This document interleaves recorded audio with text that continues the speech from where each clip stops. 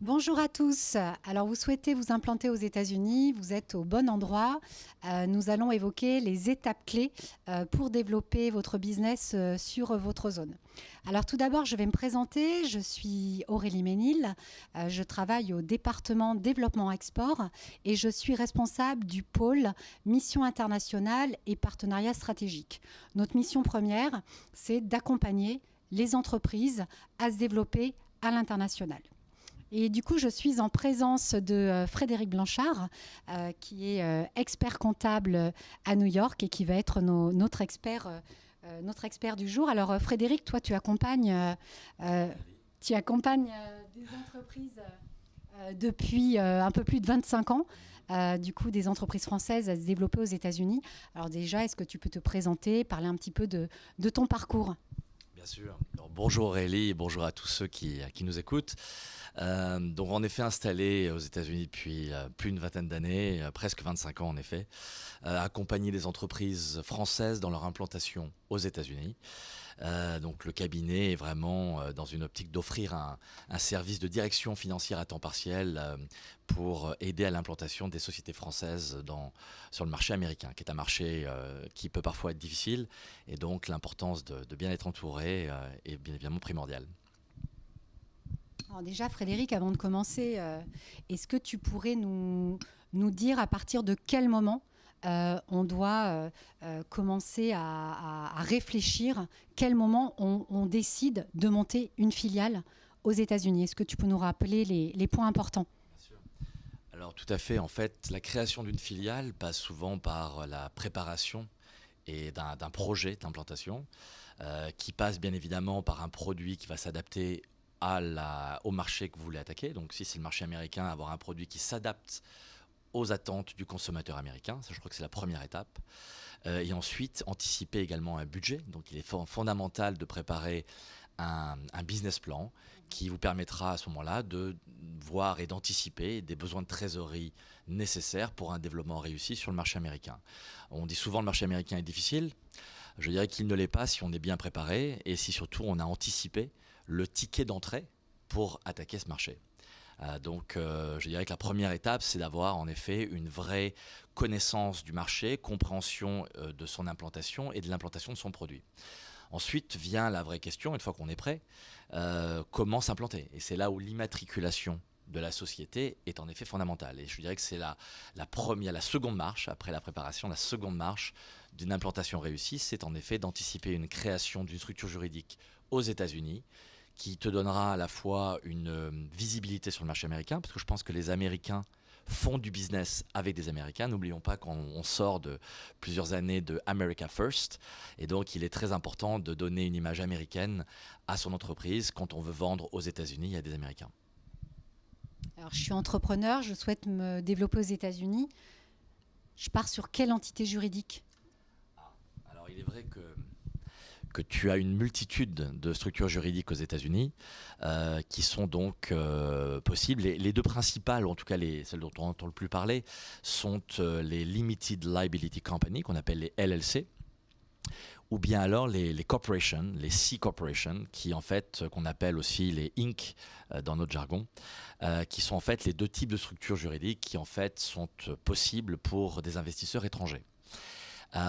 Pour des raisons fiscales principalement, je privilégierais davantage la corporation, la C corporation, qui fonctionne en fait un petit peu comme une société, une SAS en France, ou une société à responsabilité limitée, et avec, je dirais, une responsabilité fiscale de la société et non pas des actionnaires. Pour expliquer très rapidement le fonctionnement d'une LLC, la LLC, par défaut, est une société transparente fiscalement, ce qui veut dire que la société ne paye pas son impôt. Ce sont les actionnaires de la société qui payent l'impôt pour le compte de la société.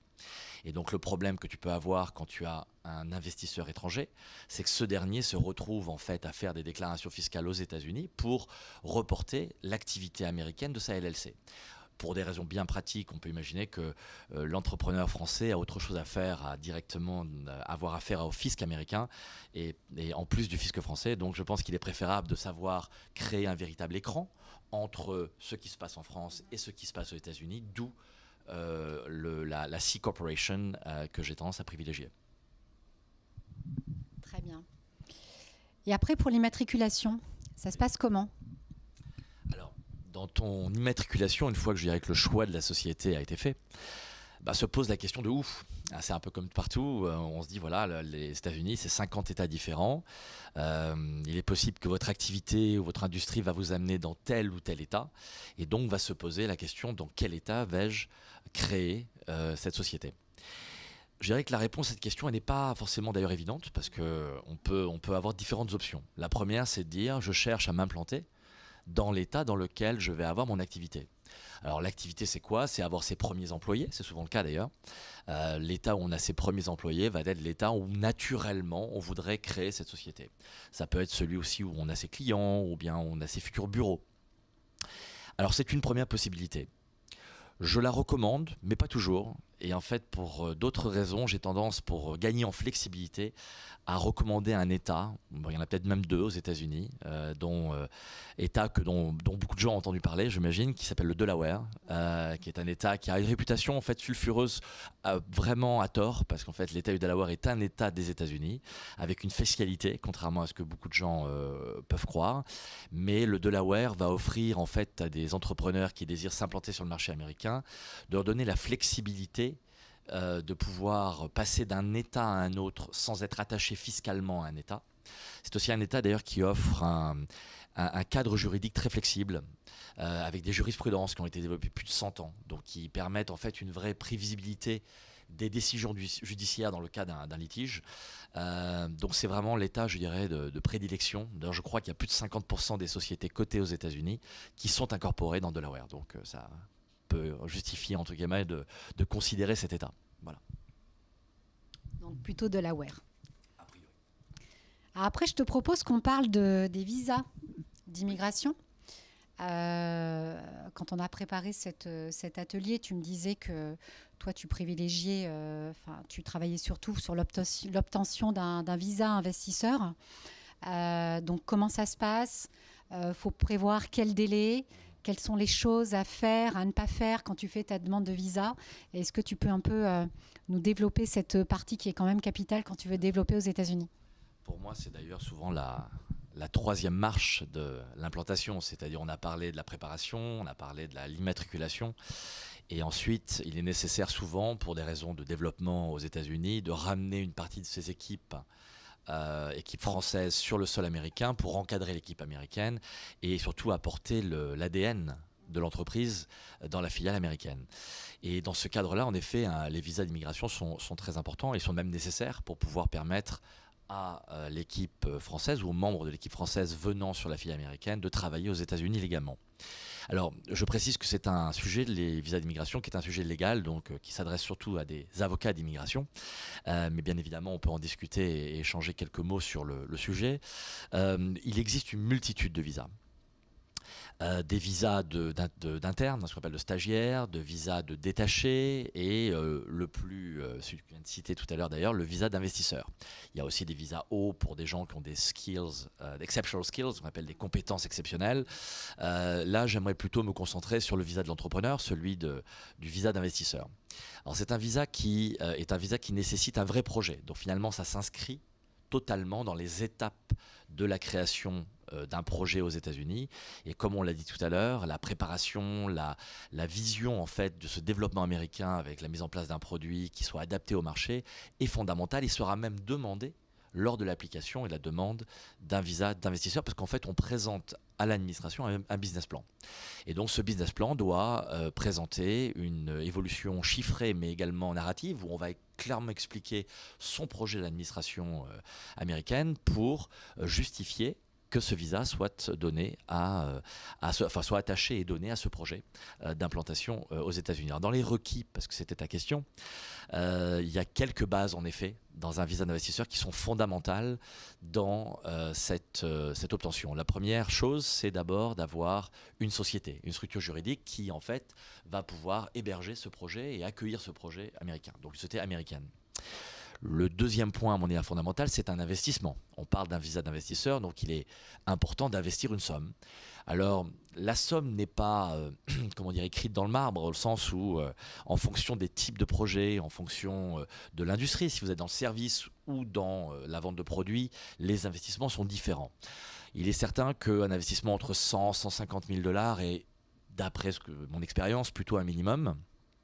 Et donc montre une véritable volonté de s'implanter sur le sol américain. Et quand je parle d'investissement, on compte aussi bien l'investissement financier, le cash qu'on va mettre sur un compte en banque, mais également l'apport d'inventaire, de stock, si on est dans le cas de l'importation de produits. Hein. Donc on peut très bien contribuer du stock et le considérer comme un investissement également. La troisième chose fondamentale pour un visa d'investisseur, c'est de montrer la volonté d'embaucher des Américains. On parlait tout à l'heure de America First. Il est évident que l'objectif principal quand même de l'octroi d'un visa d'investisseur, c'est de montrer qu'on a un investissement qui vient bénéficier à l'économie américaine et bien évidemment aux travailleurs américains. Donc il faut quand même avoir à un moment donné et montrer une volonté d'embauche d'Américains sur le projet que vous lancez aux États-Unis. Un autre point que souvent les investisseurs oublient, c'est celui d'avoir un bail. Et c'est parfois d'ailleurs un peu embêtant parce qu'on va avoir un bail alors qu'on n'a pas encore commencé son projet.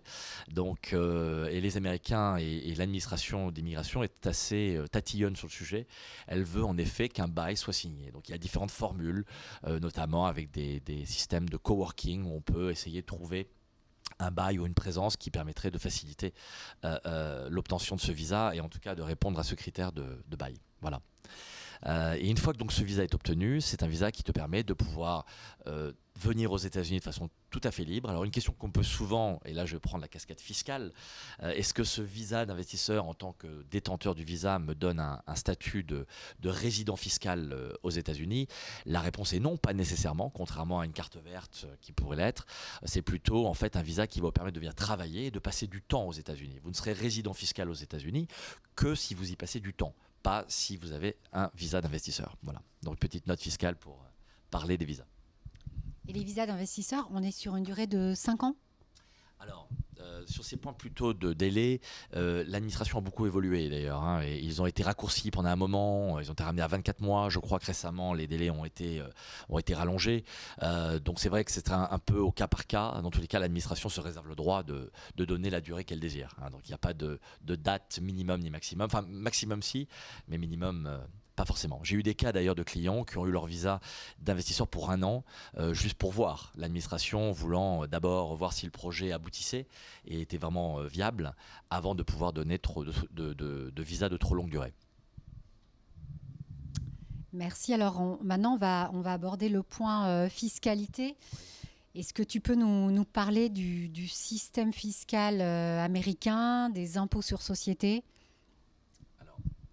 Oui, alors déjà, le système fiscal américain est fort différent du système français. On est, comme on l'a vu tout à l'heure, dans un système fédéral avec 50 États différents et donc 50 potentielles fiscalités différentes. Ce qui détermine en fait la fiscalité dans un État, peut-être le lieu d'incorporation, c'est-à-dire le lieu de création, d'immatriculation dont on parlait tout à l'heure d'ailleurs, qui peut amener une société à payer de l'impôt dans cet État parce qu'on est immatriculé dans cet État, exception faite du Delaware, qui ne nécessite pas nécessairement une imposition dans cet État si on est incorporé, hein, immatriculé dans cet État.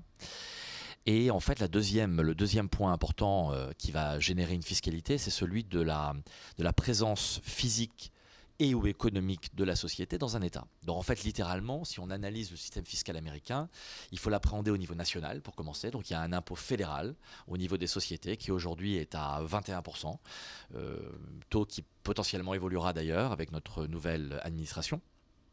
Ensuite, tu as un niveau étatique qui est celui qui va être déterminé par ta présence physique, à savoir la présence d'employés, de bureaux, d'inventaires, d'actifs en fait, de la société dans l'État en question. Et ensuite, tu vas avoir, je dirais, la présence économique, hein, ce qu'on appelle un nexus en fait, la nexus physique et le nexus économique, qui va en fait déterminer aussi la fiscalité dans cet État par un niveau de chiffre d'affaires. Donc si tu as un niveau de chiffre d'affaires conséquent dans un État, ou si tu as un niveau de chiffre d'affaires en tout cas au-dessus des seuils imposés par cet État, donc chaque État a son propre seuil, on est dans certains États comme New York, c'est à plus d'1 million de dollars dans l'État, même si on n'a aucune présence physique. Dans d'autres comme la Californie, ça va être 500 000 $ de chiffre d'affaires faire ou 25% de son activité globale, qui t'amènera à faire une déclaration fiscale et à payer des impôts en Californie, même si tu n'as pas de présence physique. À défaut, si tu as une présence physique par des employés ou des bureaux, tu dois automatiquement faire une déclaration fiscale et t'enregistrer dans ces États. C'est cette notion de nexus qui t'amène à payer de l'impôt dans l'État. Du coup, c'est quoi ou les États où on payerait le moins d'impôts? Alors, ça c'est la question piège. Alors, tu as bien compris le système, il y a 50 États, donc 50 potentiels d'impôts différents. Bon. Après, je dirais que l'approche n'est peut-être pas celle-là quand on s'implante. C'est pour ça que je mets toujours un petit bémol quand on me pose la question en disant attention, l'important ce n'est pas de savoir où on paye le moins l'impôt, c'est d'abord savoir où vous allez pouvoir trouver vos employés, où vous allez pouvoir vendre votre produit, où vous allez pouvoir être efficace et rendre ce projet réalisable. Si je te dis que dans le Wyoming, il n'y a pas d'impôt, est-ce que ça vaut vraiment le coup d'aller s'implanter dans le Wyoming? C'est un peu la question. Et donc c'est vrai qu'il y a des États qui, eux, sont très chers, comme la Californie, comme l'État de New York. Il existe des États qui le sont un peu moins, comme le Texas, comme la Floride. Après, bien évidemment, le tout, c'est de trouver chaussure à son pied pour adapter à la fois la localisation géographique de la société avec son potentiel de réussite dans cet État. Alors il est vrai que à l'époque de l'e-commerce, si certains de personnes qui nous écoutent sont dans le e-com, il est vrai qu'il existe des formules aussi assez intéressantes dans d'autres zones géographiques faisant partie intégrante des territoires américains qui peuvent aussi être optimisantes d'un point de vue fiscal pour des activités e-com. Mais enfin, d'une manière générale, ne choisissez pas votre État par rapport à sa fiscalité, plutôt par rapport à sa capacité à répondre à vos besoins. Très bien. Alors, est-ce qu'il y a d'autres taxes qu'il faut anticiper quand tu te développes aux États-Unis? Alors, oui, bien sûr, comme en France d'ailleurs. Donc l'imposition sur les sociétés, comme on l'a vu tout à l'heure, donc à 3 niveaux, avec des niveaux dont de 21% fédéral, un taux d'imposition qui peut aller de 0 à 9% au niveau de l'État. Et d'ailleurs, une chose que je n'ai pas précisée, il peut y avoir aussi un niveau local, la ville. Donc en plus de l'impôt fédéral étatique, il y a aussi l'impôt de la ville qui peut se rajouter aussi et dans certains cas être avoisiner les 8 ou 9%. Donc en fait, quand on cumule l'ensemble, on est à des taux d'imposition sur les sociétés qui sont élevés. Y a-t-il d'autres taxes? Oui, bien sûr. On a des taxes de type un équivalent, ce qu'on appelle de la TVA. Qui est en fait la sales tax, alors qui a un mécanisme relativement complexe, c'est-à-dire en fait ce n'est pas une taxe sur la valeur ajoutée où comme en France tu la collectes sur tes ventes et tu la déduis sur tes achats. On est simplement sur une taxe qui se collecte sur la vente finale au consommateur final de ton produit. Donc en fait, il n'y a pas de TVA déductible, il n'y a pas de sales tax déductible, il n'y a simplement que de la sales tax collectée. Alors, il y a des règles, on pourra, si tu veux, si ça t'intéresse, de les développer un peu plus, mais en tout cas, la sales tax, oui, fait partie des taxes importantes, qui s'appliquent principalement d'ailleurs sur des ventes de produits tangibles, avec quelques services à quelques exceptions près, mais il faut savoir que les services, d'une manière générale, ne sont pas soumis à cette taxe. Donc en fait, il y a tout un pan de l'activité déjà qui n'est pas concerné. Après, dans les taxes, oui, beaucoup. Il y a aussi l'aspect des charges sociales et patronales. C'est un sujet qu'on me pose souvent. C'est vrai. Écoute, si tu veux, on peut en parler maintenant. L'aspect social est une grosse différence avec la France, parce que c'est vrai qu'en France, beaucoup des entrepreneurs qui viennent me voir me disent Frédéric, charge patronale, en France, on peut plus. On paye quelqu'un 50, on en paye, ça nous coûte 100. Enfin bon, il y a ce langage de l'entrepreneur français qui est fort sur le coût de la masse salariale finalement. Alors aux États-Unis, on est sur un système un peu différent. Les charges patronales s'élèvent à peu près entre 10 et 12% du brut versé à un employé. Donc en fait, quand tu as un employé à qui tu donnes un salaire brut de 100, grosso modo, il va te coûter entre 110 et 112. Donc on est bien loin des 45% de charges patronales. Du côté social, des charges salariales, on oscille sur un montant d'à peu près 7,5%, 7,65 pour être précis, du brut, donc aussi très loin des 22% français. Donc il est certain qu'au niveau des charges patronales et salariales, les montants sont moindres que ce qu'on peut connaître en France. Cependant, La question qu'on me demande souvent, c'est mais est-ce que c'est tout? Est-ce qu'il n'y a pas d'autres coûts cachés? Et bien sûr, il y en a. Parce que ce que je vous ai dit là, ça ne comprend pas, bien évidemment, la couverture médicale que l'on donne à ses employés, les assurances notamment, médicales, qui, elles peuvent vous coûter entre 6 à 700 dollars pour quelque chose d'assez basique par mois et par employé. Et également la contribution retraite, qui n'est pas non plus comprise et d'ailleurs pas obligatoire, mais fortement recommandée si on veut recruter de bons candidats. Et du coup, comment ça se passe quand un entrepreneur veut faire rédiger des contrats de travail pour ses collaborateurs? Alors sur la partie sociale, il faut savoir que dans la majorité des États aux États-Unis, sont ce qu'on appelle at will. Alors at will, qu'est-ce que ça veut dire? Ça veut dire en fait c'est selon la volonté de chacun. Donc la notion de contrat de travail, en fait, comme on peut le connaître en France, n'existe pas vraiment. Alors ça ne veut pas dire qu'il n'y a pas de contrat de travail, mais c'est-à-dire que le contrat de travail n'est pas nécessairement obligatoire. En fait, on substitue le contrat de travail aux États-Unis par ce qu'on appelle le Employee Handbook, qui est une forme de règlement intérieur qui va, de façon assez détaillée, donner toutes les règles internes à l'entreprise, aussi bien au niveau des jours fériés que des respects de clauses de confidentialité, parfois des clauses de non-compétitivité, je ne sais pas si ça se dit d'ailleurs, non-competition agreement, voilà. Et donc on se retrouve avec en fait un contrat cadre, forme de règlement intérieur qui s'impose à tous les employés bien évidemment et qui fait finalement office de contrat de travail. Alors bien évidemment, je ne rejette pas le contrat de travail, je dis simplement il n'est pas obligatoire et je considère d'ailleurs même que lorsqu'on a des employés clés au sein d'entreprise, il est fondamental de leur faire un contrat de travail pour vraiment bien délimiter leur rôle, les responsabilités de chacun et également aussi les séparations. C'est-à-dire que de la même manière qu'aux États-Unis, parce qu'on est at will, on pourrait licencier quelqu'un du jour au lendemain, c'est un peu l'image qu'on a des États-Unis, mais n'oubliez pas que l'employé peut aussi partir du jour au lendemain. Et souvent, c'est ce qui peut mettre en péril d'ailleurs un projet, parce qu'on part sur un projet avec une équipe en place, et puis pour différentes raisons, la personne vous quitte parce qu'elle est à un salaire mieux payé ou de meilleures conditions chez la concurrence, et à ce moment-là, vous vous retrouvez du jour au lendemain avec un projet qui est au ralenti, voire même qui s'arrête. Donc c'est très très important aussi d'encadrer dans un contrat de travail des éventuelles notices, c'est-à-dire des préavis dans le cas d'une fin d'une séparation entre l'employé et son employeur. Alors, une question qu'on me demande souvent, c'est mais combien ça coûte pour se développer aux États-Unis?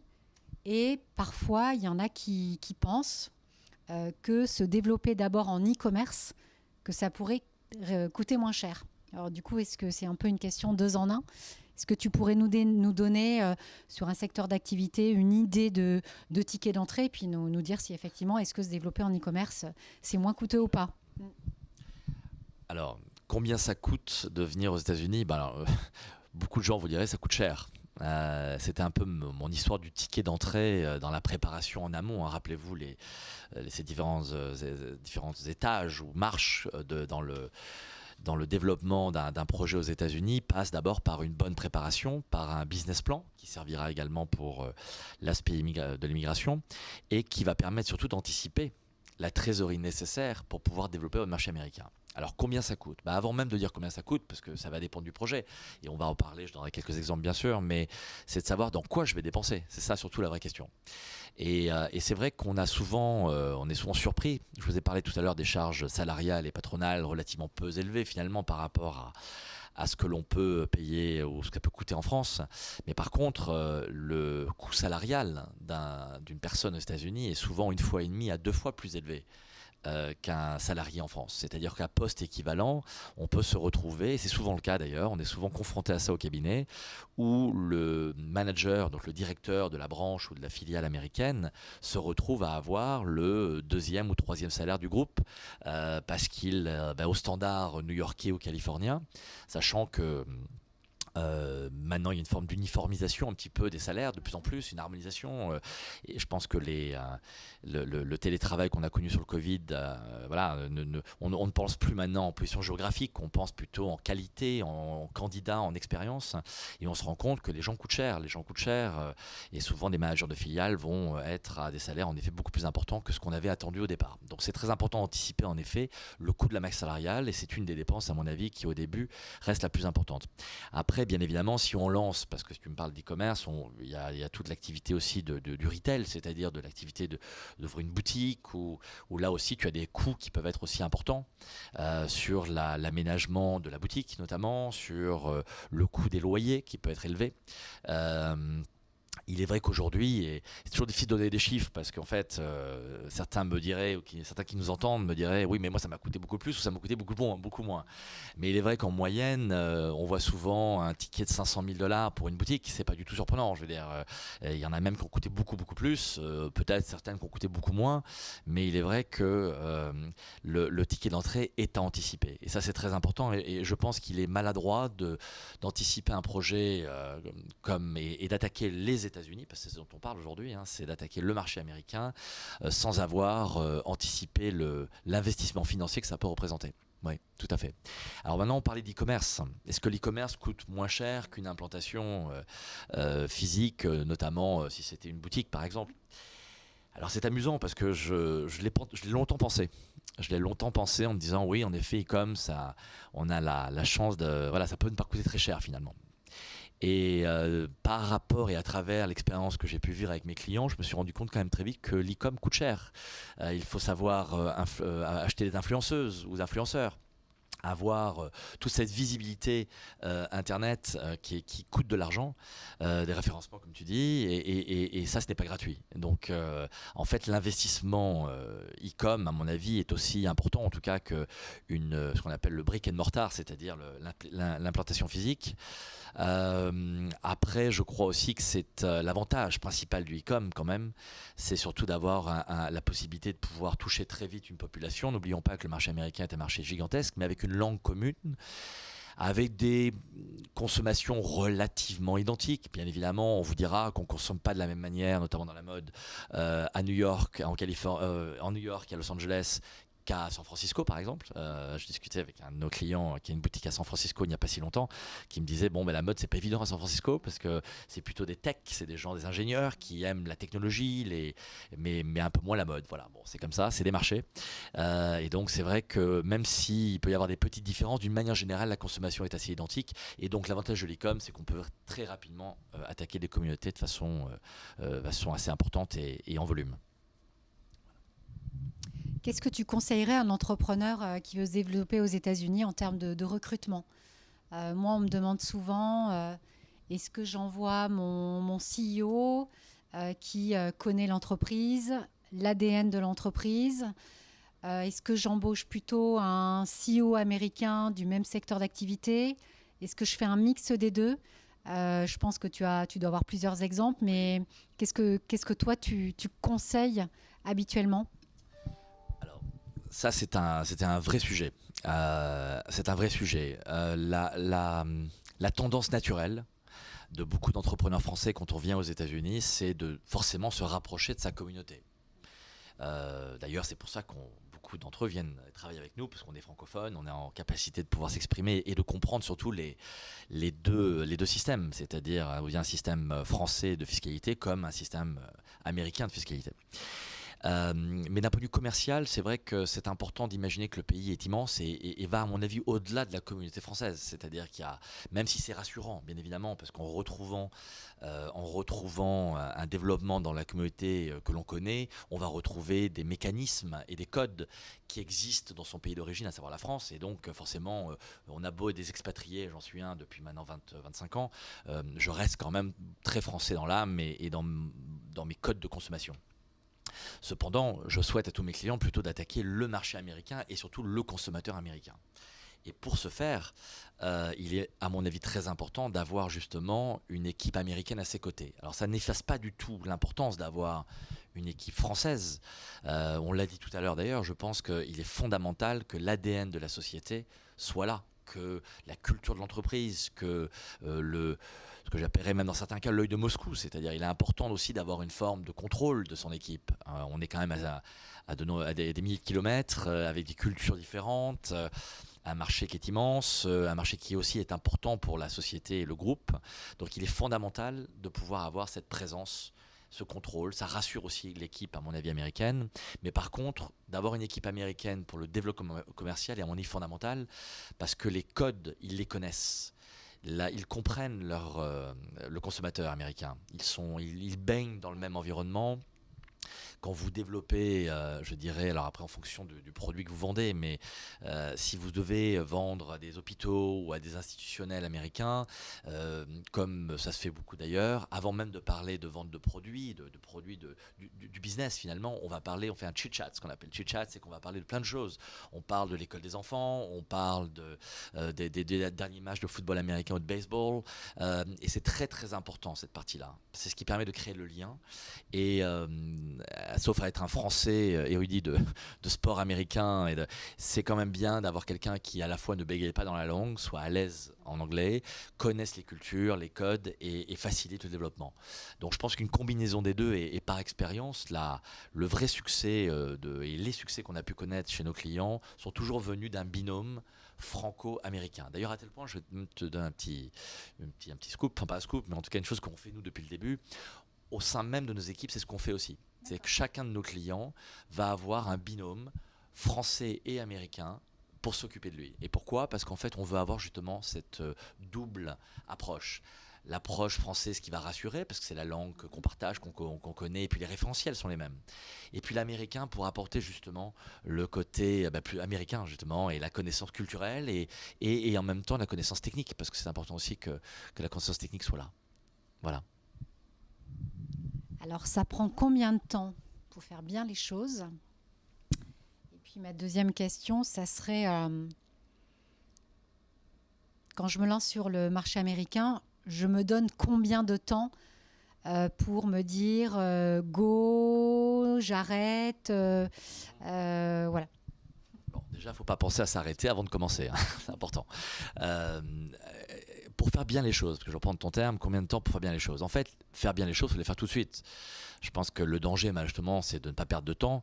Il ne faut pas perdre de temps. Il faut donc que les choses soient mises en place dès le début de façon, la façon optimale en tout cas, à savoir donc choisir la bonne implantation, trouver les bons employés, la bonne équipe pour porter le projet. Donc ça, je pense que c'est une chose qui doit être faite dès le début. Ça fait partie de cet aspect de préparation qui est fondamental à l'implantation et à un projet réussi. Ensuite, à ta seconde question, combien de temps avant de voir si le projet a marché ou au contraire si le projet a été un échec ? Ça peut arriver, bien sûr. Alors ça, c'est pareil, c'est difficile à dire, c'est tellement personnel parce qu'il y a des sociétés qui te diraient que le marché américain est un marché qu'il est difficile de ne pas avoir et que parfois on accepte que le marché qu'on développe sur les États-Unis ne soit pas forcément un succès, mais pour des raisons de visibilité et de crédibilité, on est obligé d'y être. Mais bon, en tout cas, je vais plutôt raisonner différemment, je vais plutôt te dire est-ce que si mon investissement ne porte pas ses fruits au bout de 2-3 ans, c'est une catastrophe ? La réponse est non. C'est d'ailleurs en moyenne ce qui se passe. C'est-à-dire que quand on arrive aux États-Unis, il y a littéralement une période de développement, de prise de connaissance du marché, malgré la préparation qu'on a fait d'ailleurs, hein, une prise de connaissance du marché, une acceptation du consommateur, quel que soit le produit qu'on vend d'ailleurs, qui en fait peut prendre plusieurs années, entre 1 et 3 ans, et qui peut être justement, qui peut pour certains faire peur, en se disant mais comment je vais faire ? Aussi même d'ailleurs, qui peut faire en sorte que le projet, qu'on décide de ne pas aller aux États-Unis, parce que financièrement, tenir une société 3 ans qui ne gagne pas d'argent, c'est peut-être aussi financièrement difficile, et c'est pour ça que tout à l'heure, la préparation sur le ticket d'entrée est fondamentale, parce qu'il est important d'anticiper ces premières années, première ou 2 premières années où en effet on est dans une phase d'investissement. Et je pense que c'est très très important de l'anticiper pour éviter les mauvaises surprises et surtout pour éviter l'échec. Et donc, je pense en effet, voilà, entre 1 et 3 ans, ça semble être à peu près le délai que je peux voir au sein de mes clients, si tu veux, pour voir si le projet développe ou décolle ou pas. Alors, il y a eu des histoires où au bout de 5-6 ans, hop, ça s'est fini par se développer. D'autres, la première année, ont réussi. Enfin, encore une fois, il y a toujours des exceptions. Si tu avais, on va bientôt conclure et puis après on va garder 10 minutes pour si vous avez, si les gens qui nous écoutent ont des questions. Si tu avais, moi on me le demande souvent, Oui.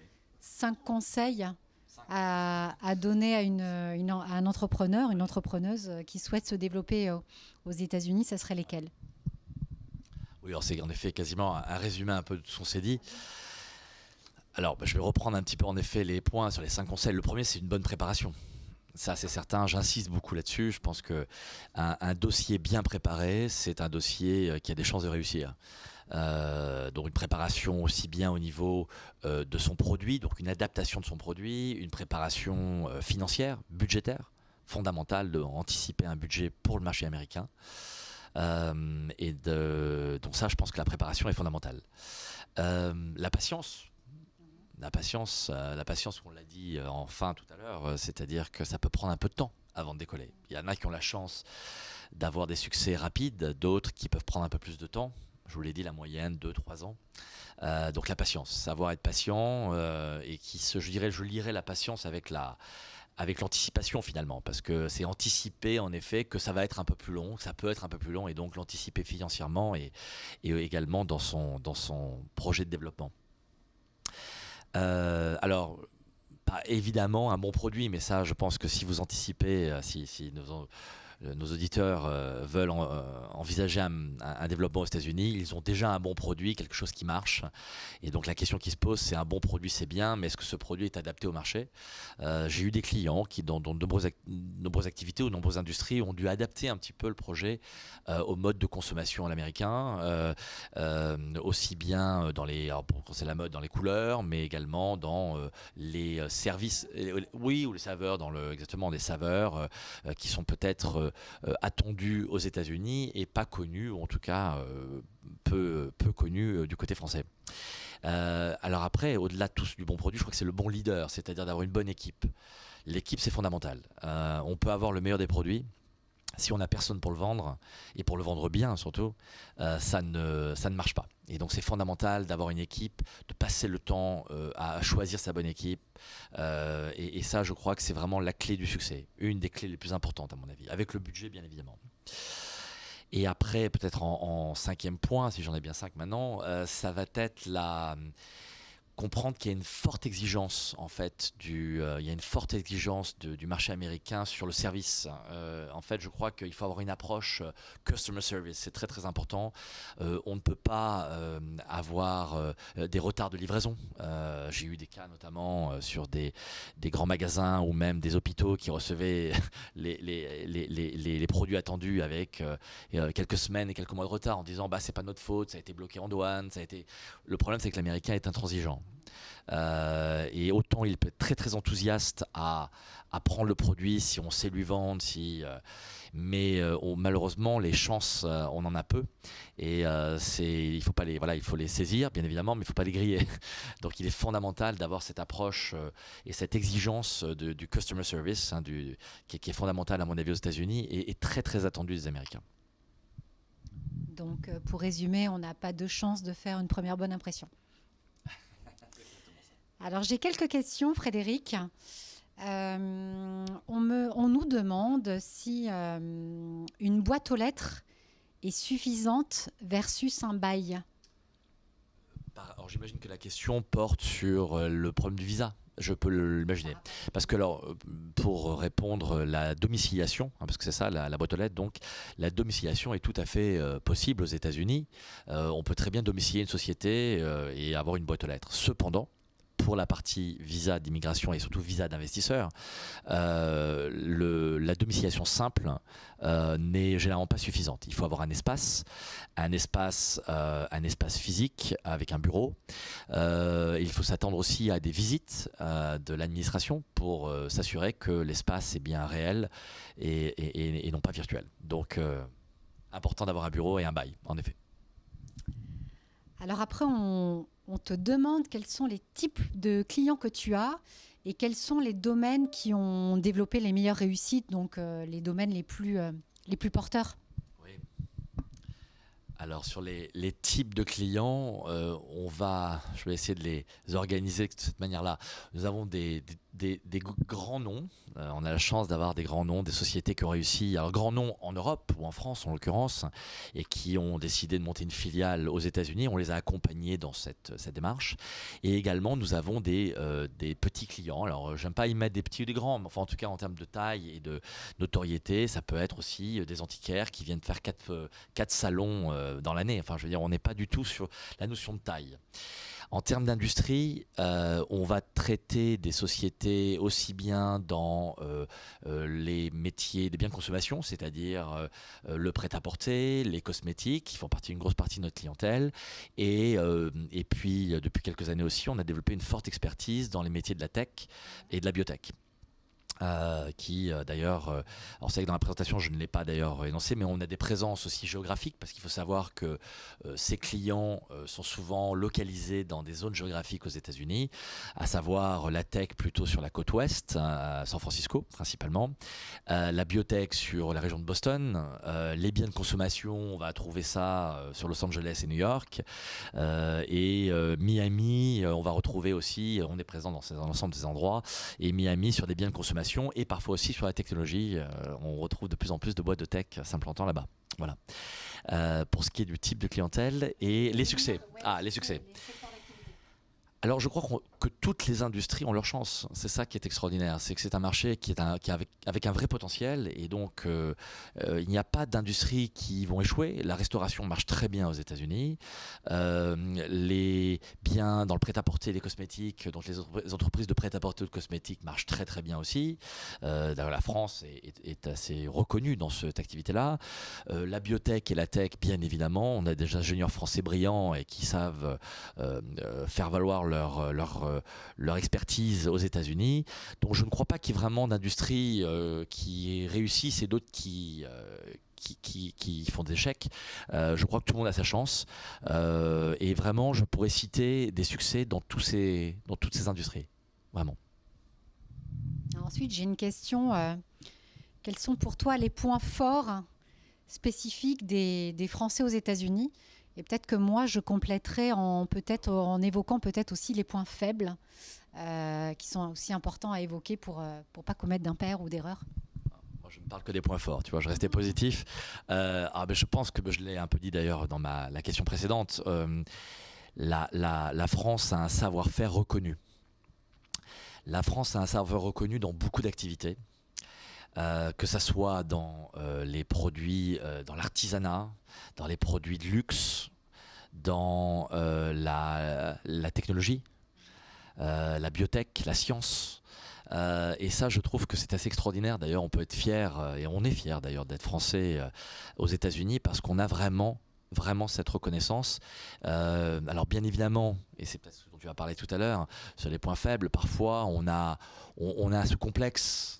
On est un peu humble, et l'américain à l'inverse qui est peut-être, alors je ne veux pas non plus généraliser, il y a des gens brillants aux États-Unis évidemment, mais il est vrai que l'américain pourrait de manière générale être un peu moins technique que nous, un peu moins dans la technicité, dans le détail, mais par contre il a cette capacité de ne douter de rien. Et donc c'est un bulldozer, et ça je crois que c'est peut-être une différence, mais je te laisserai peut-être évoquer plus en détail ces aspects-là. Oui, nous effectivement, on voit quand on accompagne des entrepreneurs à travers des missions internationales, à travers des conseils, on voit qu'effectivement, parfois ils peuvent être un peu trop humbles, alors qu'effectivement, les Américains, on est straight to the point. Il faut aussi valoriser ses points forts. Moi, je dis effectivement, quand vous pitchez un Américain, c'est un chiffre clé, une belle référence client, une belle success story. Ne pas hésiter effectivement à mettre en avant quand vous produisez pour des grands groupes, des belles marques reconnues. Et c'est vrai que parfois les Français vont être un peu humbles. Et puis ce qu'on m'avait dit aussi une fois quand on était allé avec une délégation pendant la NRF, on peut avoir aussi, on va dire, la contrebalance où parfois on peut, mais c'est rare, on peut nous dire qu'on est parfois un peu arrogant. Donc il faut avoir effectivement un juste milieu, mais bon, apparemment, c'était pas souvent. Donc avoir ce bon équilibre entre être humble et tout en étant... Cependant, si je peux me permettre, Aurélie, je pense que l'arrogance paye plus que l'humilité. En tout cas, aux États-Unis, il y a cette approche, l'arrogance va interpeller. Bien évidemment, il faut que les produits suivent, il faut que l'industrie et que l'entreprise derrière soient en capacité de suivre, mais je pense que l'arrogance paye plus que l'humilité. L'humilité pourrait ne pas donner confiance, et l'Américain est quelqu'un d'assez ouvert, d'assez direct. Il est capable de dire qu'il n'est pas bon, comme il est capable de dire qu'il est bon. Et quand il est bon, il le dit très fort d'ailleurs. On va conclure, il nous reste 17 secondes. Écoute Frédéric, j'ai été ravie d'animer cet atelier avec toi. Merci pour tous ces précieux conseils que tu as donnés à nos auditeurs. Merci à toi, merci à tous de nous avoir écoutés et à très bientôt aux États-Unis, j'espère.